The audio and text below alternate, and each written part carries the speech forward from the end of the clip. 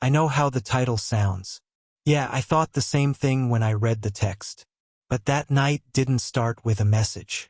It started with a busted thermostat and me standing in the doorway of a too-quiet house, holding a toolbox I didn't even know how to carry right.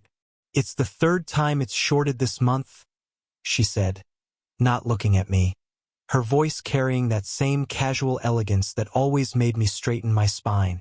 I should just throw the whole system out. Claire. Not Ms. Harrington anymore. Not since her daughter and I imploded last fall. I hadn't seen her in months.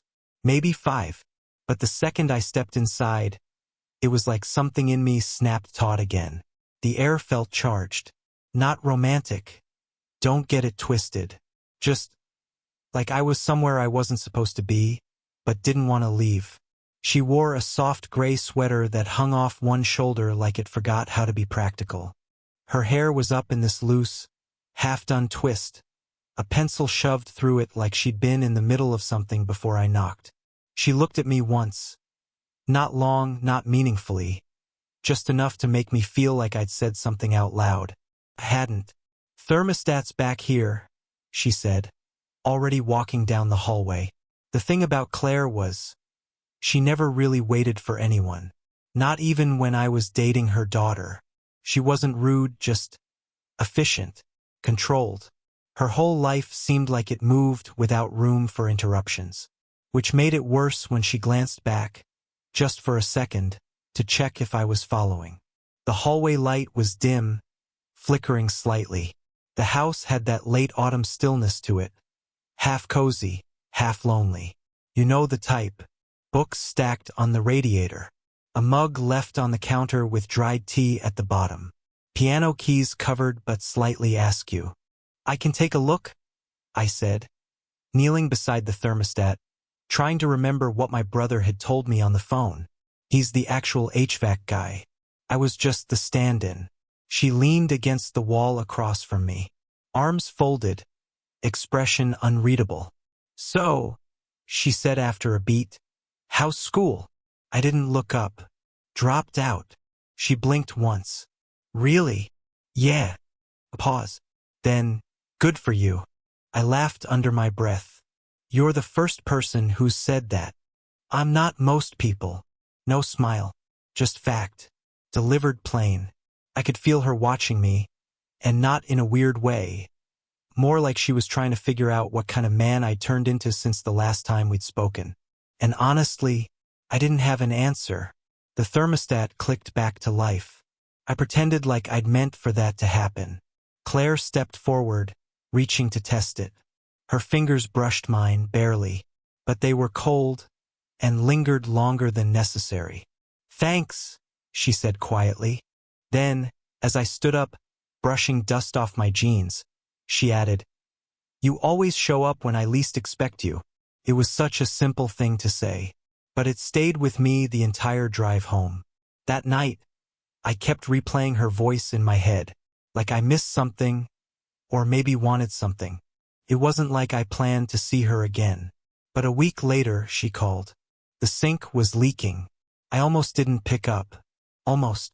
When I got there, she opened the door with one hand still wrapped in a dish towel.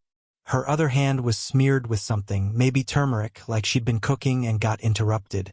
"I tried to fix it myself," she said, stepping aside. "Didn't go well." The kitchen was warm this time, filled with the smell of cumin and garlic. Something in a pot still simmered on the stove. A small jazz record played in the other room, scratchy, low, as if it had been playing for hours. She didn't look at me much that day. I was on my knees again, under the sink, fumbling with a wrench I barely knew how to use, while she moved around the kitchen like she was trying not to make noise. It was quieter than last time. Not awkward, just deliberate.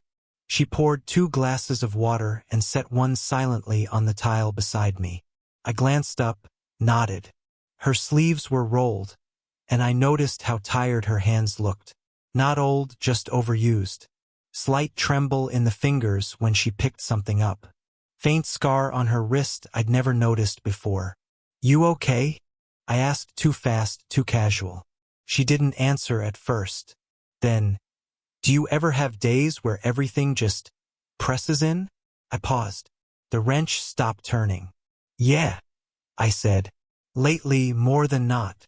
She gave a half smile, then turned away, wiping her hands even though they weren't wet. That was the first time I realized she wasn't just composed. She was holding something in.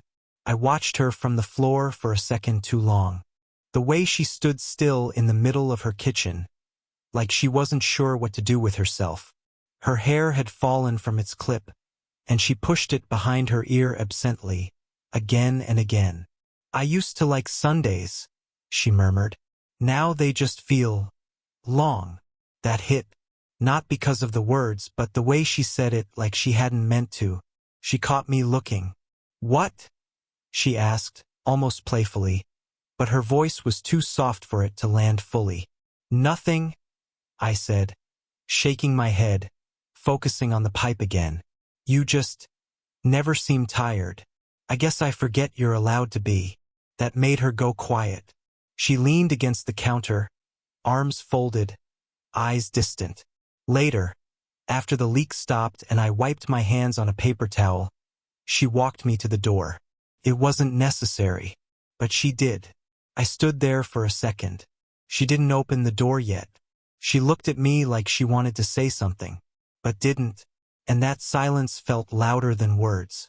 It started raining somewhere between the second and third glass of wine. We weren't drinking together, not officially. She was grading papers at the end of the kitchen island. I was sitting near the back door, nursing a glass of red I hadn't planned on accepting. I don't usually drink on weeknights, she'd said, pouring hers first. I didn't ask why tonight was different. The lights were low, not romantic, just practical. One of the bulbs in the overhead fixture had burned out, and she hadn't replaced it. The soft flicker made everything feel heavier than it should have. She looked tired again, not in a disheveled way, just like she'd been holding her breath all week and only now remembered to exhale. Is it weird? I asked after a long stretch of silence. That I'm here again? She didn't look up, just circled something in red ink, then set the pen down. Yes, she said, then added quieter. But not in the way you think. I didn't push. Outside, the rain picked up, steady, clean. It tapped against the windows, filled the space between us. The wine made me warm in the way that makes thoughts fuzzy and feelings louder. I found myself watching her lips move when she read. Not proud of it, just honest. She caught me looking again. This time she didn't look away. What? She asked. I almost said it. I almost said something, anything, to bridge the thing building between us. But her phone buzzed on the counter. She glanced. Her jaw tensed. Ex-husband. I only saw the name because I happened to look. She silenced it without opening the message. I thought he'd stop trying by now, she said. The laugh she gave was dry. It didn't reach her eyes. And for the first time I saw her not as my ex's mom or even Claire, but just a woman. Alone in a house too quiet, carrying things no one ever asks her about. He always calls late, she said. Wants to talk when no one's around to hear him lie. She stood then, stretched, arms above her head, spine curving, sweater lifting just slightly at her waist before she pulled it back down. I wasn't proud of the way my body reacted. I hated that it did. She walked past me to the sink, poured out the rest of her wine. Didn't refill it. I stood too, not sure if I was leaving or trying to say something. Maybe both. She turned to face me, closer than before. No paper, no distance. Just rain behind us and too many things unsaid between us. My hand was halfway to hers when she said, "You should go now." And I did. But only my body left that room. It had been a week since I left that night, since she told me to go, and I actually listened. But she texted again. "Can you help me move a few boxes from the garage? They're too heavy." No emoji. No extra words. Just enough. I told myself it was nothing, that it meant nothing. But when I pulled into the driveway, my chest tightened like it always did. like I was walking into a memory that hadn't decided if it was good or bad. The garage was musty. Dust in the corners, old tennis rackets, a single folding chair stacked with books. Claire stood at the back wall, pointing with a flashlight. That one, and maybe the two below it. I moved them without talking. She watched without helping. When I straightened up, wiping my palms on my jeans, she finally said, "I didn't ask you here for boxes." It hung there, sharp, quiet. I turned. She was closer than before, again. Always that same distance we kept breaking and rebuilding like fools. "Then why?" I asked. She hesitated. The flashlight beam dipped low, catching her wrist, the edge of her jaw, the small lines around her mouth. "I don't know," she said. "I just wanted you here." There was a long, quiet moment where neither of us moved. The kind of silence that doesn't feel empty. It feels like it's hiding something. I didn't know what to say. I don't think she did either. So I said the one thing I could. "What are we doing?" My voice cracked a little. I hated that. She looked up at me, and there was something in her eyes.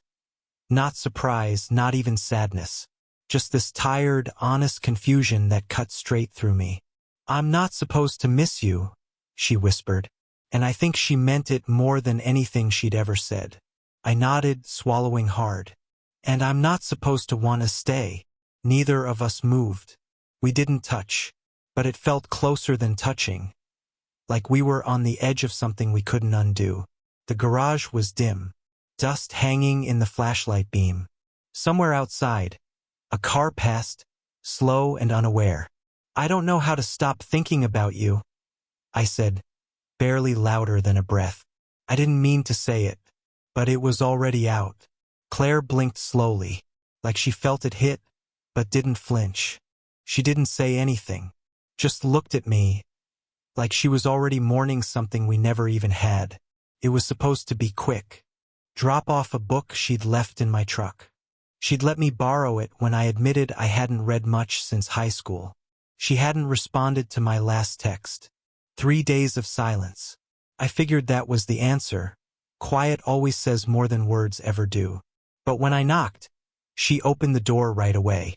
Her hair was undone, loose at her shoulders, and she was wearing a sweatshirt that didn't look like hers. Not oversized, just softer. She looked smaller in it. "I forgot I even gave this to you," she said, taking the book from my hand. She didn't open it. I started to back away, not expecting to be invited in this time. Not after what we'd said in the garage. But then she said, "Wait." I stopped. She opened the door wider. "Do you have 10 minutes? 10 minutes turned into sitting on her couch while she made tea we didn't drink. Something was different. Not colder, just quieter. Like she'd made a decision but didn't know how to say it out loud yet. "I wanted to show you something," she said, setting a small wooden box on the table between us. She didn't touch it. I didn't ask what it was. I just waited. Claire sat down, legs tucked beneath her, one hand resting lightly on the lid. Her fingers trembled once, then stilled. "This belonged to my son," she said. Her eyes didn't meet mine. I blinked. "Your son? He died years ago, before I ever knew you." I didn't know what to say. I don't think she wanted me to say anything. She opened the box slowly. Inside were a few Polaroids, kid on a bike, Halloween costumes, a drawing folded into fourths, and a voicemail saved on an old phone.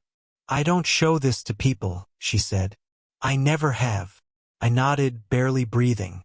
She held up one photo.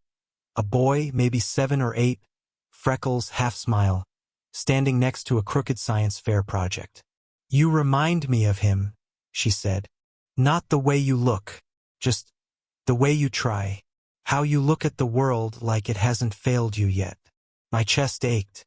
Not from guilt, but from the weight of being seen in a way that had nothing to do with romance. She wasn't trying to hurt me. She was giving me a piece of her pain. I didn't reach for her. I just sat still, like if I moved, I'd break something sacred. She took a breath like she hadn't allowed herself to in years. And for the first time, She looked at me without fear.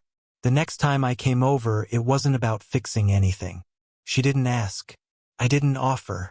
It was raining again, softer this time. The kind of rain that felt like background music instead of a warning. The door was already unlocked. Claire was in the living room, barefoot, her knees pulled up to her chest on the couch. A blanket lay forgotten beside her. A candle flickered on the table, nearly burnt down. She didn't look up when I walked in. Just said, "You're late." I wasn't. But I didn't argue. I sat down in the chair across from her. The silence between us didn't feel fragile anymore. Just full. For a while, we didn't say much. There wasn't much to say, not after what she'd shown me. She broke it first. "I don't know how to do this," she said. "No drama in it. Just truth." "Neither do I." She nodded. "I've spent years making sure no one got close enough to disappoint me." She looked up. Her eyes were calm but tired. "You ruined that." A soft smile tugged at the corner of my mouth. "Sorry." She exhaled. Not a laugh, not quite. But the kind of breath you only take when you're done pretending to be fine. "I don't need promises," she said. "I don't want illusions. I don't have either." We just sat there, looking at each other. Not with hunger, not with fear, but with recognition. I got up slowly, walked over, and sat beside her. Not too close, just close enough that she didn't flinch. Her hand rested on the couch cushion, loose and still. I placed mine beside it. Not touching, not yet. She stared down at the space between our fingers like it held more weight than it should. Then, barely, just barely, her pinky brushed mine. A small, deliberate touch. Nothing more. It was the most intimate thing I'd ever felt. No kiss. No grand words. Just the two of us. In the low light, in the quiet, choosing not to look away. She leaned her head against my shoulder. Not all the way. Just enough to let me know the wall she kept up wasn't there anymore. And in that stillness, that impossible closeness, something clicked into place. She didn't say she loved me, but she let her guard down. And that was louder than any "I love you" ever could be. People ask if it was ever weird. Being with her. Falling for someone who wasn't supposed to be part of my story. And yeah, at first it was. Not because of the age or the history, or even the silence we had to learn how to sit inside. It was weird because it mattered. She mattered. I used to think love came with a spark. Something instant. Magnetic. But Claire? She was a slow pull. Gravity, not lightning. What changed? Everything, honestly. But not in a dramatic, sweep you off your feet kind of way. She started letting me in small ways. Leaving the porch light on when she knew I'd stop by. Sending a text that said, "Made too much soup," when we both knew it was an invitation. Letting me stay when the nights stretched a little too long. And I changed too. I stopped needing her to say it. I stopped filling the silence with questions. Sometimes love isn't loud. It's not a declaration. It's a moment when someone lets their guard down and you don't run. Claire never said, "I love you" first. She said, "You always calm the room when you walk in." She said, "I sleep better when you're in the house." She said, "It's strange how light feels different when you're around." And that was enough. She still keeps old photos in the same wooden box. Still plays jazz records too quietly. Still forgets to replace light bulbs. But she laughs more now. Wears her hair down more often. And every so often, when she thinks I'm not paying attention, she looks at me like she almost doesn't believe I stayed. Like she's still learning that not everyone leaves. Maybe that's the point. Love isn't about being perfect for someone.